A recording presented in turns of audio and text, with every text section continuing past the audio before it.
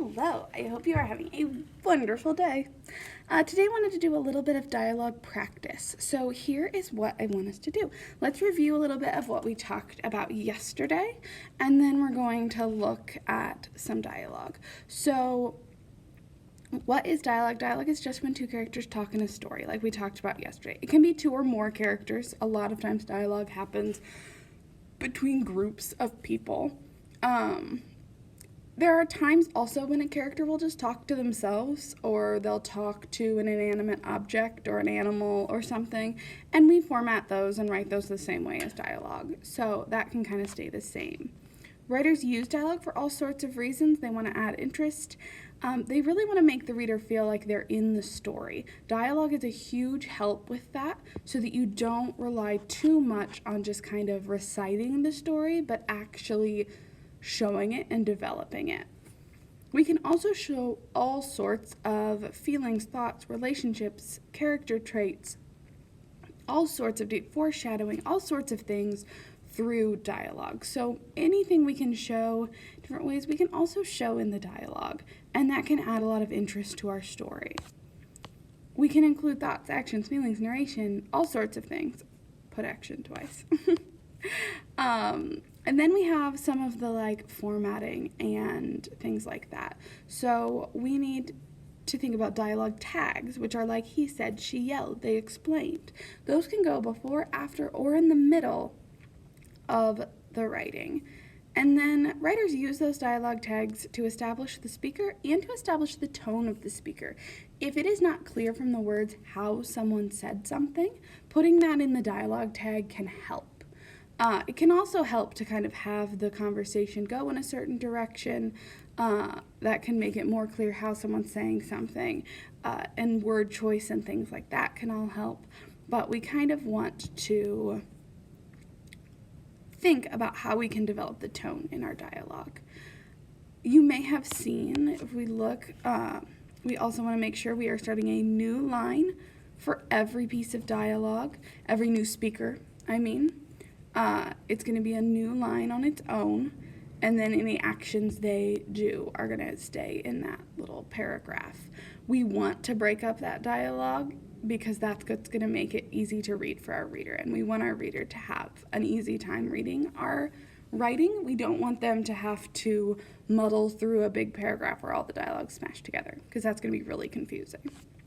Okay, so we looked at some examples. We may have noticed that this set up here had no dialogue tags at all, but we could still tell who was talking. So there are times where you don't really need to have a dialogue tag.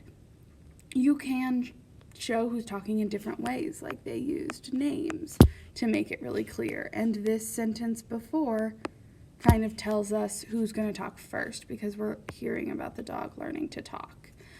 In the second example, we have a lot of different things. So we've got a he says, we've got a little action kind of thing, we've got an I think, we've got one with no dialogue tag but a name, we've got a say, another say, we've got a say, and then we've got some action here, which is super good to kind of break up this back and forth, and then a whispers for some intensity. So Patrick Ness seems to like to use say if it's kind of just a normal thing someone's saying, but if there's a moment that's a little bit more intense, then he wants to add a different word. And that could be a strategy that you use too. So two things you want to think about. There are lots of things to think about, but two big things to think about when writing dialogue. You want to think what is best shown through speaking. What in your story is going to be best developed and shown through characters interacting and talking out loud. There are definitely going to be things in your story that are best shown that way. So think about where are good places to put dialogue. You also want to think about how you can integrate narration, description, and action into your dialogue so that it flows really well. Because you want that writing to just flow. Sorry, lost my train of thought there for a moment. Really avoid the temptation to not put any dialogue because you're a little bit worried about formatting it correctly or punctuating it correctly or anything like that, go for it. Put the dialogue in your story. It's going to improve your story. The only times I would think you wouldn't have dialogue in a story is if you were writing your story in the form of letters or journal entries. In those two cases, there might not be any dialogue. But other than that, you're probably going to have some dialogue. And it would be strange not to.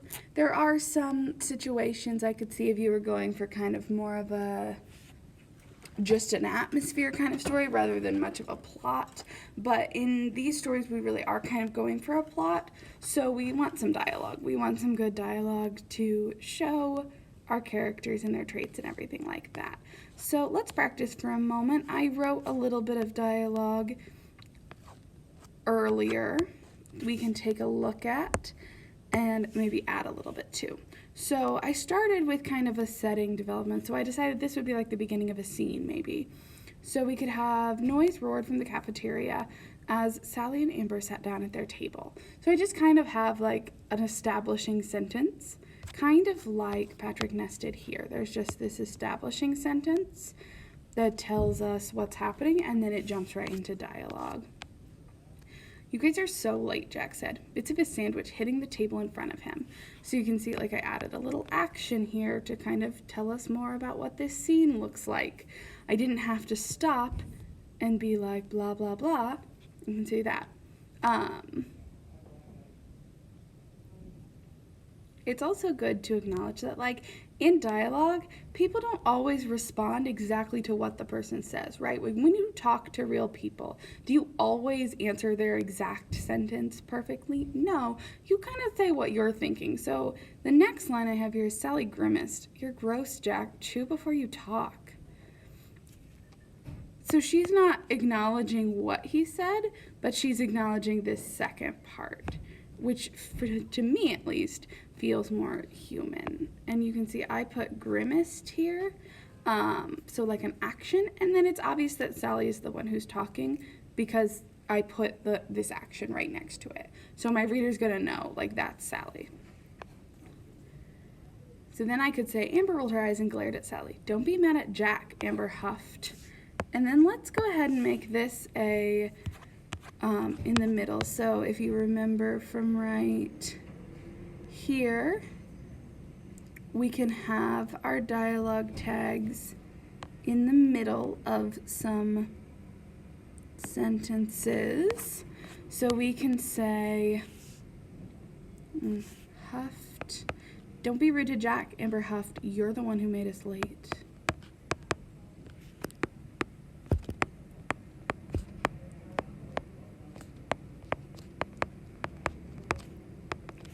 And then I could go on and continue saying some more things. But do you see kind of how my dialogue can develop? We can kind of think about where we can have these actions. We can think about where a word not like said goes well, a word like said goes well, things like that. I wanted to make it clear that Amber is pretty mad at Sally, so I was doing that. And then I could continue the conversation with establishing whatever I wanted to establish and continue on. So what I want you to do today is practice writing a dialogue.